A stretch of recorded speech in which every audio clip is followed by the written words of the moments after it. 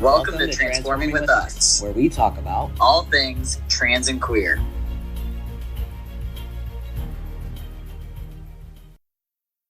Welcome back, everyone, and today we are going to talk about a hot topic. It's so hot that it has actually got our blood boiling. Everybody, we're going to talk about that wonderful, beautiful swimmer, Lia Thomas. Oh, man. I've been waiting for all week to record this episode. Lia Thomas, I feel bad. She is getting so much heat, and it has got an uproar going on right now between the LGBTQ, especially the trans community, and all the cis people in the world that don't believe in genetics and what our medications do to our bodies and everything else. Yeah, I think if anybody should really want to talk about this and come at it from a place of, hey, I don't believe in this, but I'm willing to learn, then that's fine. I have no problem talking to you about it. I'll talk to you all day about it. I can tell you what's going on with my body. I can tell you what a couple of my friends who are trans athletes who are female have gone through and how they're losing muscle mass, speed, recovery, all of that. We could talk all day about how they are so devastated that it's harder for them now. Right. And it was in a text that you sent me yesterday. I mean, if anything, the statistics prove that since transitioning, Lia Thomas has actually slowed down in her swimming times. And we're not talking just like a millisecond or anything like that. We're talking quite a few seconds. Yeah, we're talking a little bit over a minute. I think so we're gonna go through the stats real quick. So Lia pre-transition was 54.765. That was the fastest pre-transition. Now after transition, she's at 15 minutes 59 seconds 0.71, which is 65-second loss. The male record for that swim is held by Kieran Smith, which is 14:12. The female record held by Katie Ledecky is 15:03. So Lia still hasn't even gotten to that record, number one. Can we just talk about that? Let's talk about how those numbers are of cis women. So Lia Thomas's time is actually right in line with women who are cisgendered. Exactly. So where is the advantage here? Because I'm not seeing the advantage. And someone tried to even message me and talk about bone structure and height and everything else. It's I know plenty of cisgendered women who are 6'7" that are big boned and that are more muscular than what you would normally find a woman to be. I know a 6'1" cisgender woman who can pull a bus. Yeah, so it's I don't want to hear it. If me and you want to have an honest discussion about it, and I'll listen to your opinion, and you want to listen to the statistics and the proof that I can provide to you, and maybe persuade you to see it from another side, I'll have that conversation all day, just like you said. Mm-hmm. But and this is a way that I've explained it to people too, when they're like, oh well, you've got to understand, Andrew, even you're trans, and you should be able to sit here and agree with, oh well, Lia grew up in the wrong body and had testosterone and everything else and has these big old muscles. Well, it would be no different if I went into a swimming race. If I won against a cisgendered male in anything, the first thing that people are going to go to is, oh, well, he's on an enhancement drug. He's trans. He takes testosterone. Mm-hmm. That's why you know what I mean? So it's it doesn't matter what we do or what we prove. What's happening to Lia Thomas is solely because she's trans. I 100% agree, because the thing is that people don't understand is that Lia, when she started, she's been a little over 3 years on hormones. So almost 3 years, yeah. Oh, okay, almost 3 years on hormones. And the first year is normally when you start to balance out for trans women. Luckily for trans women, their puberty is not long as trans men are. Sorry, but that's the truth. It takes forever for us trans men. But they put trans women on hormone blockers, which is they block what? Testosterone. What do we get done all the time? Blood work. What is she supposed to report to the the actual people that she, swims for, her blood work. If it was anything higher than any of these cis women or what the average should be, she wouldn't be allowed to compete. That's just what people don't even understand. Like, I even looked into that. She would not be allowed to compete. But the funny part is people like Katie Ledecky, they actually have a higher testosterone rate than a cis woman, and there are cis women. And we were talking about this earlier, is that somebody was posting a photo. Yeah, we were talking about this earlier where somebody posted a photo of Katie Ledecky and we're like, oh my, and like they just posted this photo. And then a lot of people were like, oh my God, you can tell that's a trans man, blah, blah, blah, blah, blah. And they're like, you guys are idiots. This is Katie Ledecky, the cis woman on the team. Like that's how athletes look when they have their head in the freaking Speedo, Right. It's just, and then that one woman that got kicked out of the Olympics because naturally her body just happened to produce a little too much testosterone, so that they literally kicked her out of the Olympics. When a lot of cis women don't even realize, unless you're getting a specific blood work done to test for it, that they have a little bit more testosterone than they would think that they had in their body. I know when I got my first blood work done before starting my HRT, I had more testosterone in my body than what you would normally see for a cisgendered woman. So, I mean, it happens. But Lia, like you said, is on blockers, which is going to take your testosterone way down, way down. And then you're also on top of it taking estrogen, which, like you said earlier, is going to change the bone density in your bones. And it affects your body just the same exact way. If you were to take Lia's blood work and put it next to blood work that of a cis woman, it's going to look almost identical, short of other underlying illnesses that someone may have. Exactly. And people don't understand that there are so many things that you have to go through. And the funny part is that in an interview with Sports Illustrated, Lia actually said, I did HRT knowing that I may never compete to swim again because I really just want to live my life. I felt mentally a lot better and healthier pretty quickly once I started HRT. That's the thing. People don't you understand. Women who transition to women, like trans men men who transition to women, they lose muscle mass. It actually dies. It dies and it breaks down. That's the number one thing that happens right away is the body shifting. The bones actually start becoming softer, and they can actually get osteoporosis, which is mostly what woman issue. And then they also start going through feminization, the genitalia feminization, the skin feminization, the hair feminization. Everything starts feminizing. This is not just a guy grew out his hair and decided to swim. And clearly Lia's record shows that she has lost minutes in her swimming capability. Right. Another thing people don't step back to realize either when they want to get all macho and be like, oh, well, she only won because she was trans and because she's tall and muscular and all this other stuff. What they fail to realize is that she actually lost, I think it was 7 or 8 races before winning this one. Yeah, she's not consistent. If that's the case, then if she's only winning because she's trans and was unfortunately forced to live part of her life as a man, she'd be killing everybody at this. She'd be knocking things out of the park. She'd be setting world records. I agree. Well, actually, she was not even good at getting close to the records as before she transitioned. That's the thing. She was still 10 seconds behind. She was still 10 seconds behind from the male record before transitioning, and then after transitioning, she lost seconds, and she's still behind on the record. She hasn't broken records. People, come on. If somebody tried telling me about how they compared Lia to a female transgender wrestler too, and trying to say this female transgender wrestler shouldn't be competing in sports, blah, blah, blah, blah, blah. And I'm like, they've lost muscle mass. They've lost bone density. They've gone through this. They probably have lower testosterone than you. They probably live, eat, and sleep this exercise. Lia has to train more now. She's training harder than she's ever trained before she transitioned. She spends a whole extra hours a day doing it now just to get better. Right.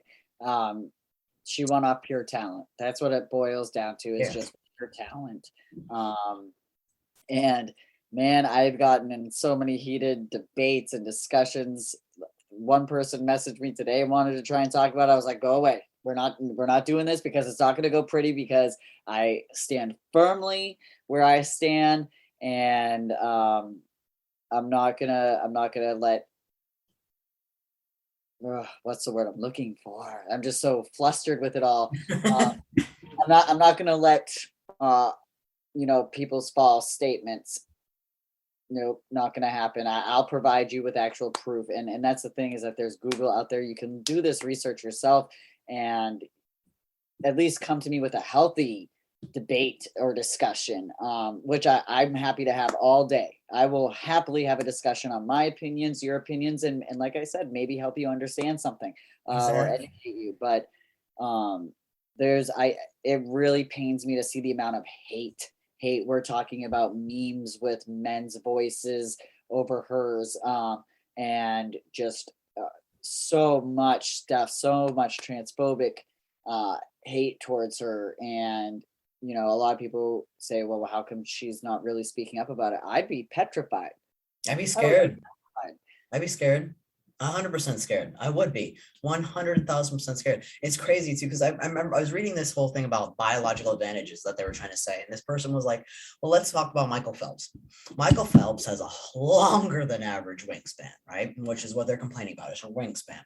And they said that he has a larger webs in his hands and feet, and he also produces less lactic acid than the other athletes. But nobody has complained in the Olympics about his advantage or whatever. And then there's also tall women AFABs that no one yells at, and it's like, it doesn't matter. Nobody cared about women's sports until a transgender person won one race but lost 9 of them before, and they're like, oh, but she's AMAB, so they test her hormone levels every single time before she swims. She had to take off 2 years of school. That was the agreement. She had to take off 2 years of school before she could participate, because she had to have the decrease in muscle mass. She had to have the feminization. She was already started losing muscle mass 3 to 6 months in. And the NCAA actually said, hey, we're going to let you compete. So be mad at the NCAA. Not Leah. She's not a political person. She's just a human being.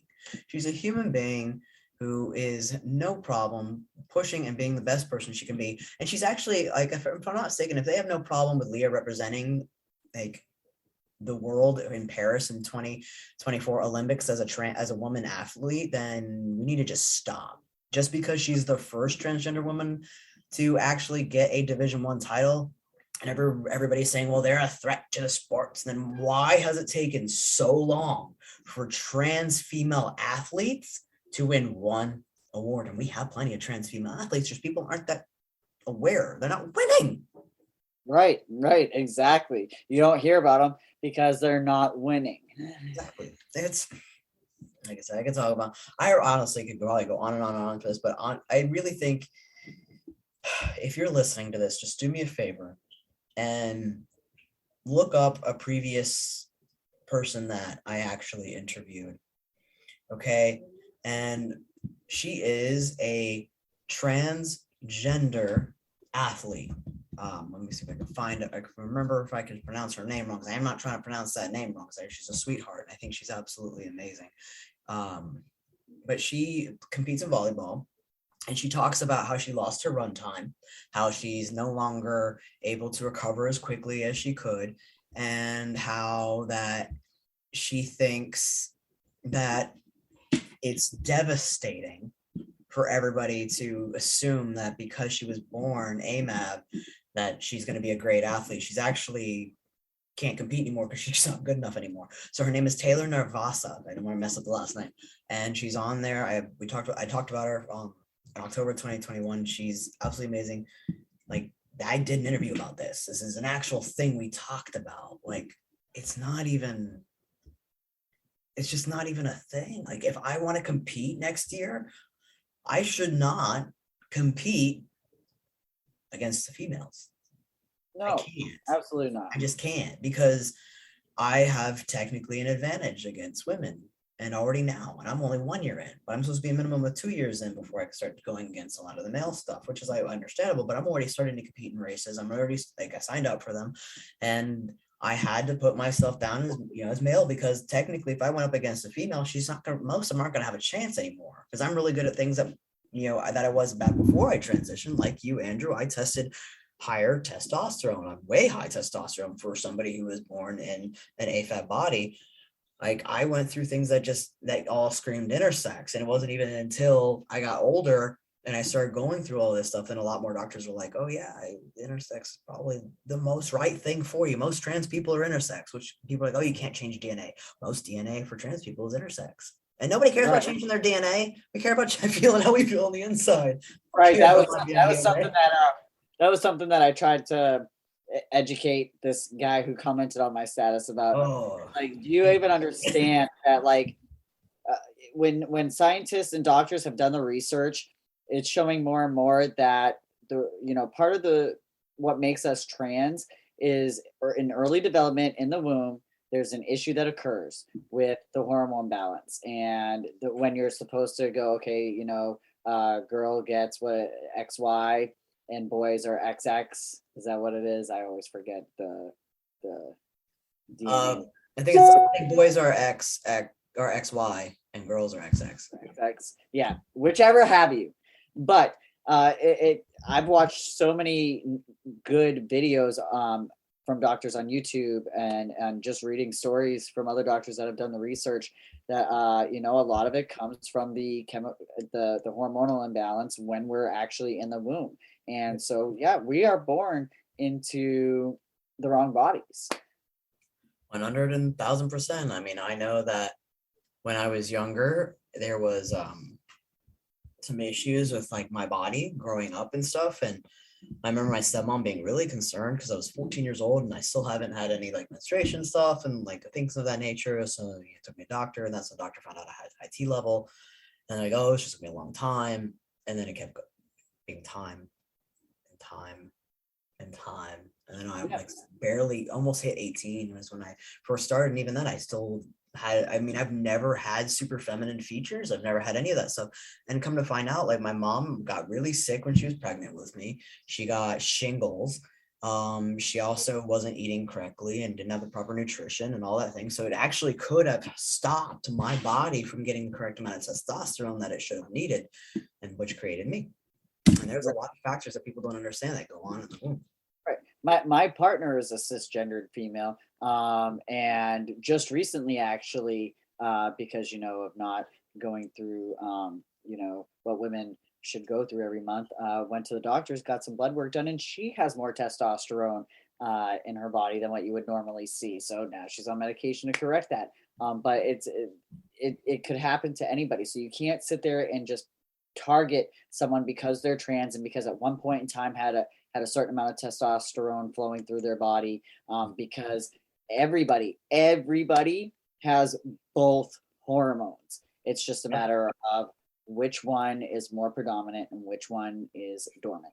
Yeah, the funniest argument I got on today was a woman telling me that she didn't have testosterone. So I was like, so you're dead? And she's like, what? I was like, you have no testosterone? So that must mean you're dead. And she's like, no, I'm a woman. I was like, women have testosterone.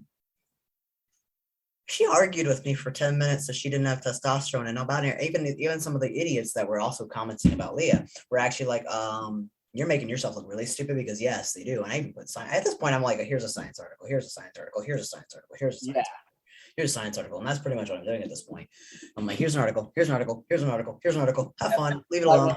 Flood them with information. Yeah, because I'm like, oh, look, this scientist says this. Oh, look, this scientist says this. Oh, look. Like, and they're all saying the same thing.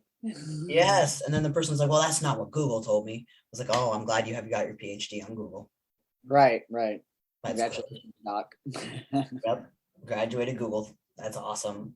That's the thing. I don't even know. Yeah, I just can't wait for just all this pettiness and everything to stop. The sooner the world recognizes us as regular human beings, part of society, part of this planet, we can correct so many issues and just make the world a better place.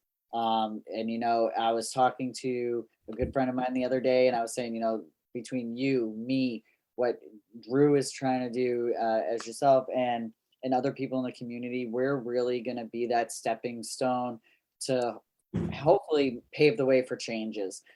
Because we're visible, we're very verbal about our transition. We're open on it to all of social media. And so showing the youth today that, hey, listen, you can be visible, you can speak up, you do have a voice, you do have rights.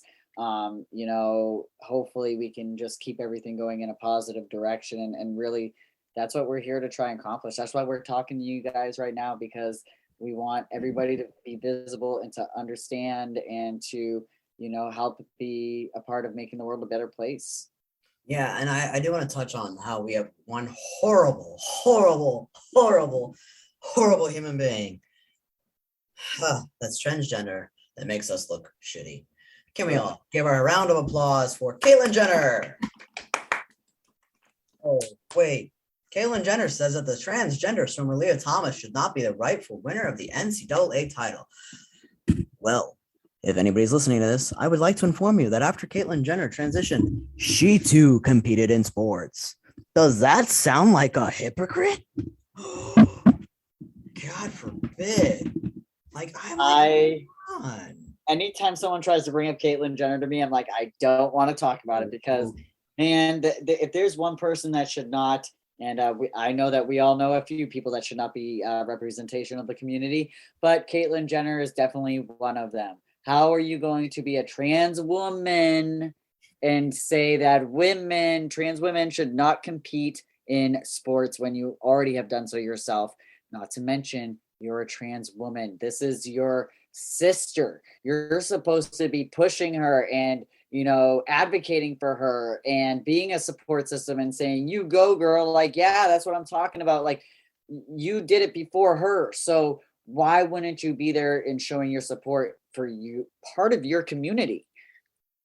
Yeah, and it's messed up because she was like, I feel sorry for all the other athletes out there, especially Penn and anybody she's competing against. This is not good for women's sports. If there are trans women out there competing who are still losing, like, what the heck?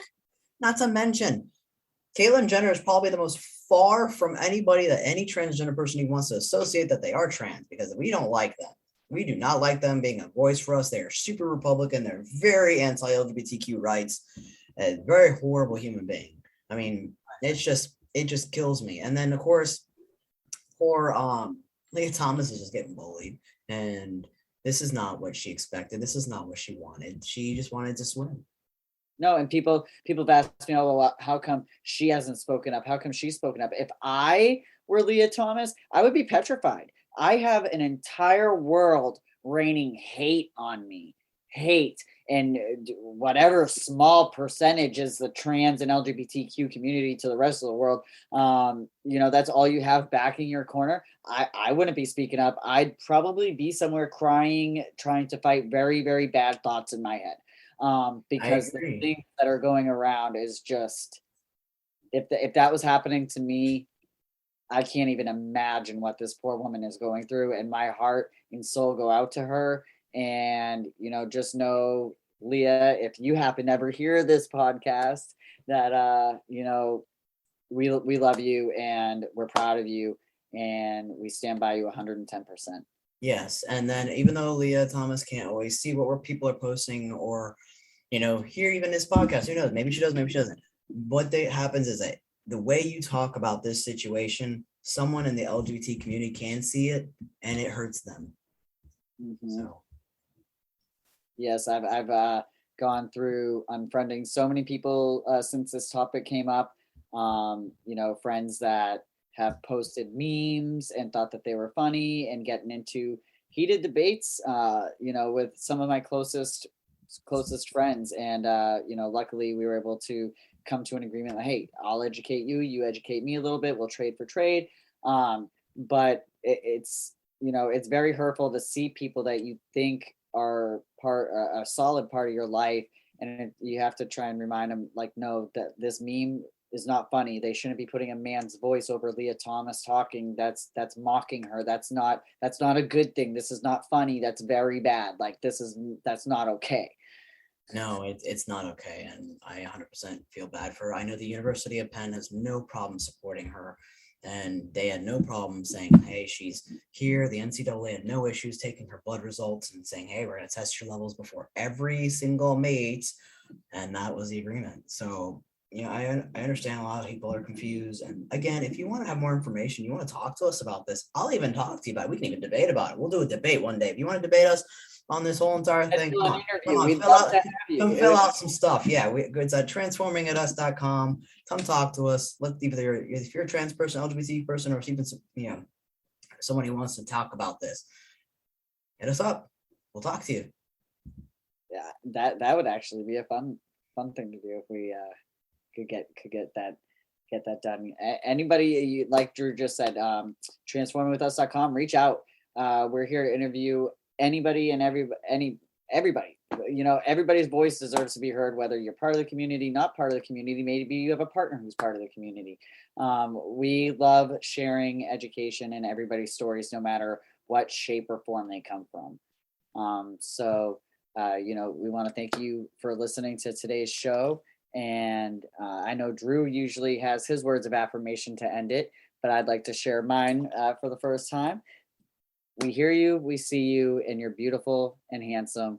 No matter what you identify as, you're valid and you're worthy. And please don't ever forget that. Thank you for listening to Transforming with Us. You can like, follow, and share on all major platforms to keep up with all things trans and queer. You can find us on Facebook, Instagram, Apple Music, Spotify, iHeartRadio, and more.